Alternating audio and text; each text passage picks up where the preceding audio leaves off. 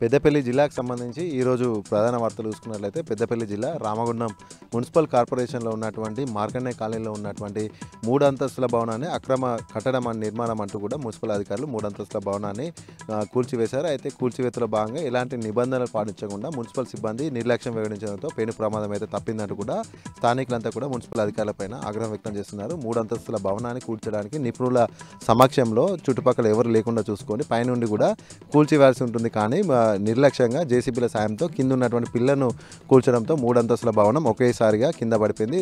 అక్కడ ఉన్నటువంటి 2 జేసీబీలు కూడా ధ్వంసమయ్యాయి. అంతేకాకుండా చుట్టుపక్కల ఉన్నటువంటి ఎలాంటి కట్టడానికి హాని కలగకున్నప్పుడు కూడా ఒకవేళ జరిగితే కనుక పెద్ద భారీ ప్రాణ నష్టం జరిగేటువంటి అవకాశాలు ఉన్న నేపథ్యంలో ఇంత నిర్లక్ష్యంగా మున్సిపల్ అధికారులు ఎందుకు వ్యవహరించారంటూ కూడా స్థానికులు అయితే ఆగ్రహం వ్యక్తం చేయడం జరిగింది.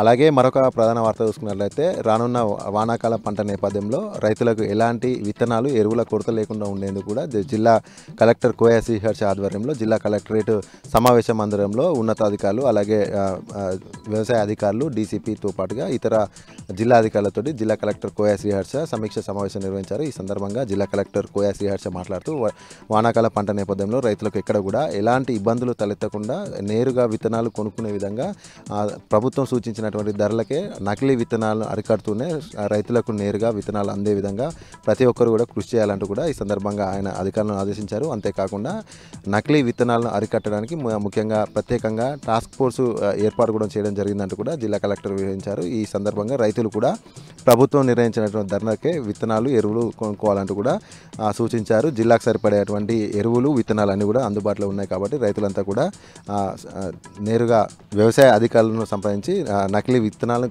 కొనుక్కొని మోసపోకుండా ఒరిజినల్ విత్తనాలను కొనుక్కోవాలంటూ కూడా జిల్లా కలెక్టర్ ఈ సందర్భంగా ఈ యొక్క సమావేశ వేదికగా పిలుపునిచ్చారు.